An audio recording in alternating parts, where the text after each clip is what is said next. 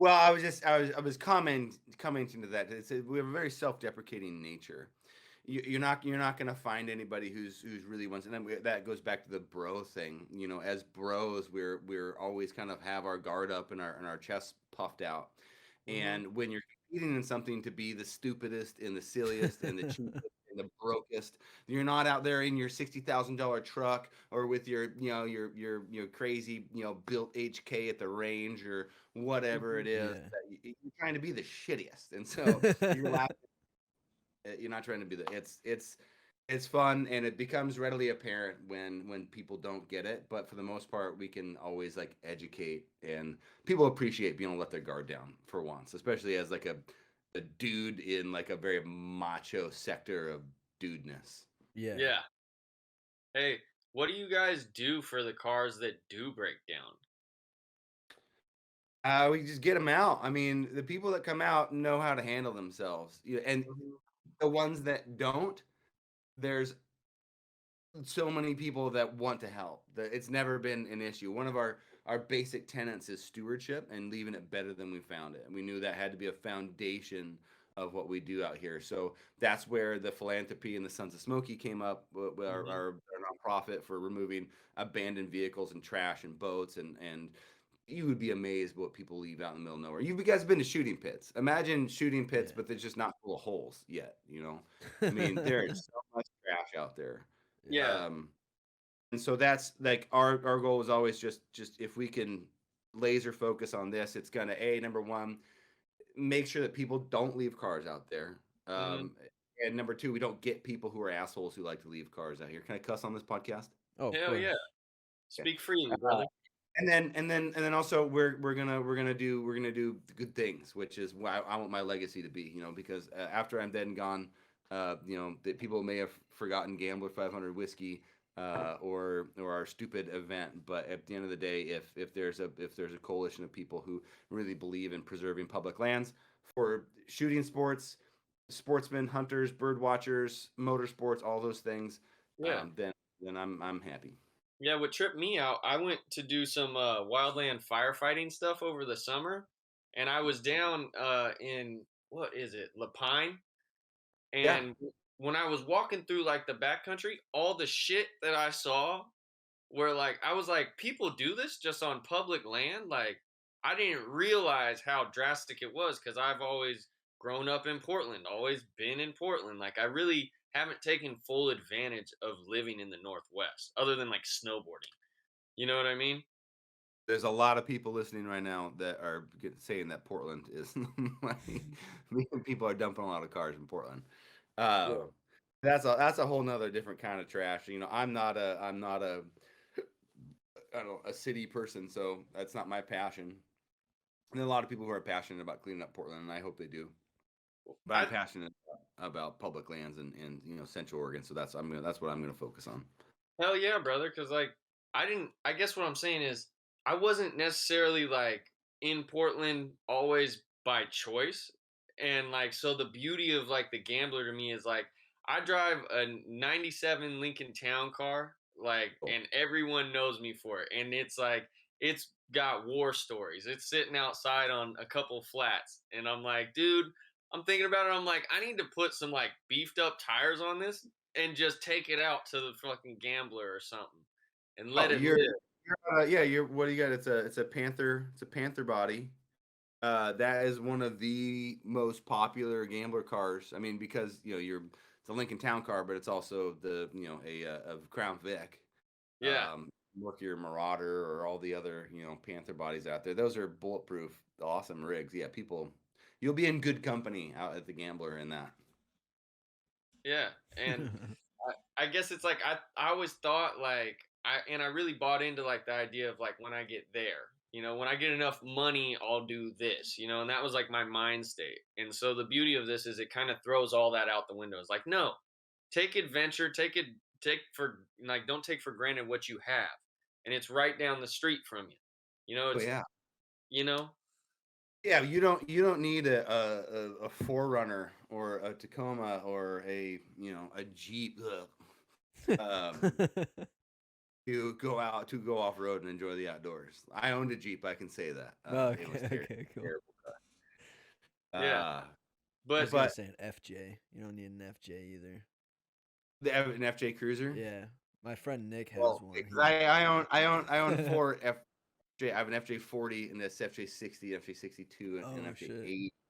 you got them But all. not an FJ Cruiser. Yeah, well, I'm a dork. I'm older than you guys, and those are the cars growing up. And so yeah, I've got a off-road Miata, two Pontiac piece of shit vibes. Oh I got a shit. crap ST400. I've got every like crap can out there, but like my little special nuggets that I collect over the years, I stick them in the corner of the shop. And those I'm really into Land Cruisers. But the FJ Cruiser's in a weird spot because they've attracted a certain level of kind of jeepiness Yeah. to the owners that they are very nichey and they're dorks typically because and they spend $30,000 on a used car. I don't know, that's weird to me. And it's basically a Tacoma. It's the same engine and same drivetrain as a Toyota Tacoma, Oh shit, which dude, I I guess didn't know that. so you said you got a shop.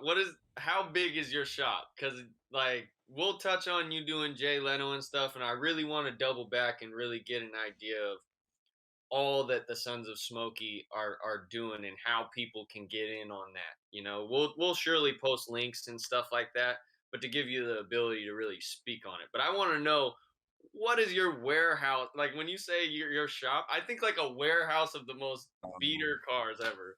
I wish I had a warehouse. No, it's a 30 by 60 shop. We have a little piece of property down here in Clackamas County, Mhm. and we carved out a little piece of the hillside and yeah, laid a foundation. I built I'd never done a metal building before, and I don't think I would again. Wood gives you a lot of like discretion, like you can stretch things and fib things. When you have like a metal erector set, everything has to be perfect, and I'm really bad Mhm. at doing that, so it's still not even really finished. Um, but yeah, this thing came in steps, I guess. We built the Gambler, and then it blew up, and then I was like, this is so popular, but I don't want to like reach that.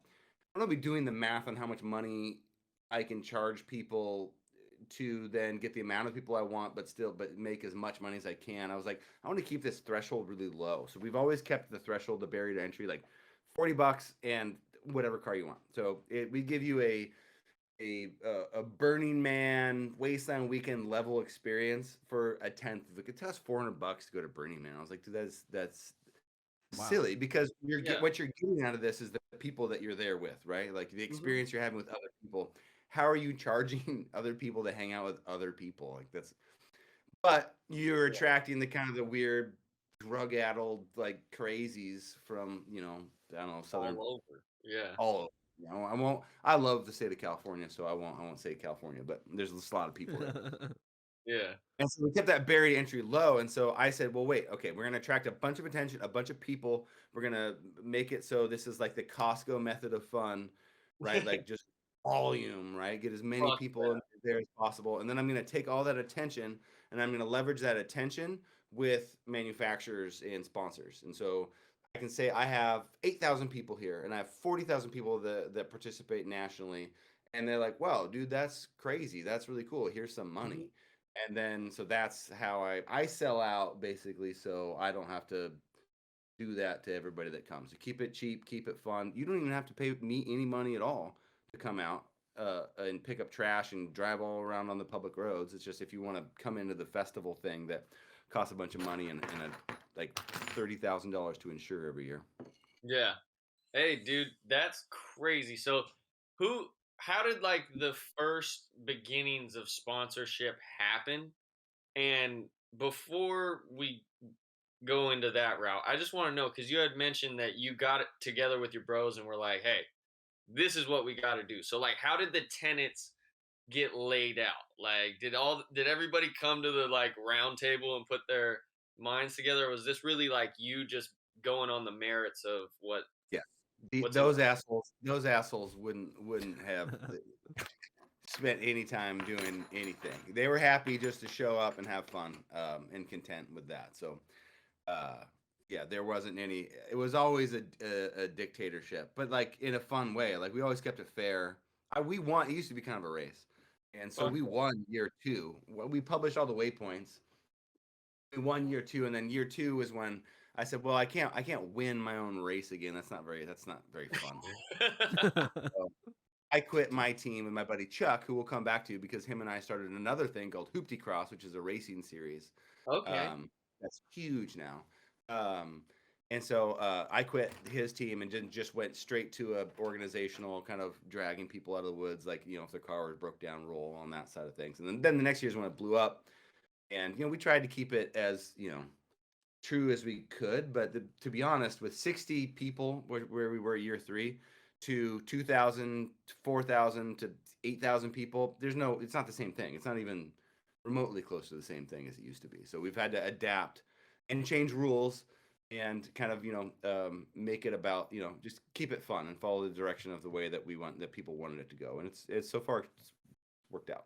Yeah, it seems to have a purity to it that, like you said, the things like Burning Man that seem to fall in a similar ish category, of like adventurous events, like you're definitely doing something the right way, and that's like it's a breath of fresh air.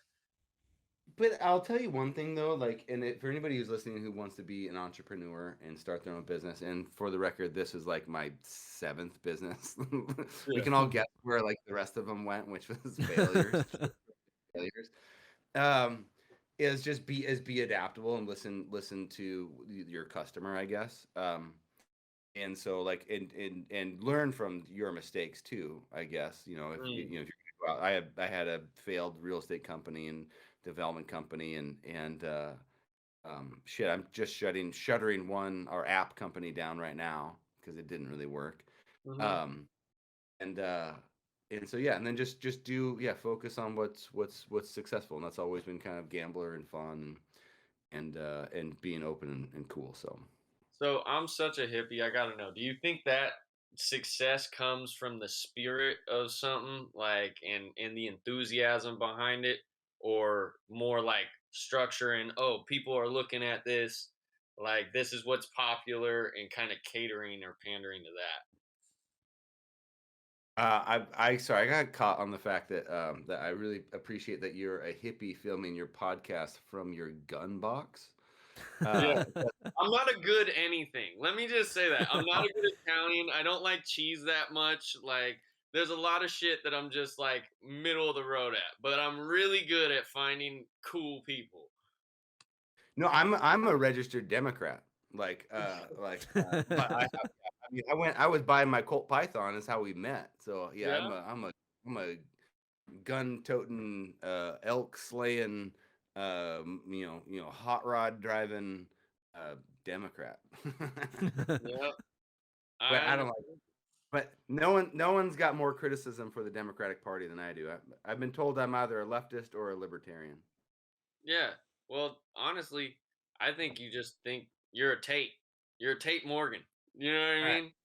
That's how So, it used to be. You're too young to remember this, but politics used to not be like this. Like no one gave a shit Yeah. mhm. about what your registration was, and then you could be a Christian and a Democrat. You could be an environmentalist and a Republican back in the day, and that no one would Yeah. bat an eye. And then they politicized everything. They sucked all the blood out of everything and made it all about politics. But So I the got hilarious thing, the way this pendulum swings is like, as they're just trying to oppress you and like with like cancel culture, it's like an idea thing. And like you can cater to it so much before you just go, fuck it.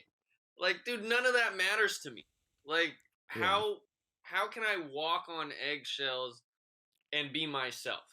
It's just not possible. Like, you have to just know that, like, hey, my intentions are pure, but this is who I am. And I'm always going to be a second best somebody else. So it'll just come across as like inauthentic. Um, that dog got to go pee. But you said something that I think is really important to I mean that is based on Gambler, but like important in general, and mhm. more about your Lincoln Town Car is that like everyone's caught in this weird little race to be the best at it, like have like the coolest shit all the time, and like finance a car. Like they walk into a dealership and they don't ask you how much you want to pay. They're like, how much can you afford? And they're gonna tailor whatever bullshit program they have so they can suck you dry. For what? Like, and no one like it doesn't matter like what Yeah, you keeping drive. up I with the love driving my Joneses. Pontiac, my dented up Pontiac Vibe around all the time. And and I dump all my money into retirement. So I'll keep doing this forever, but I'd Yeah. rather I'd rather put money in my 401k than my daily driver is.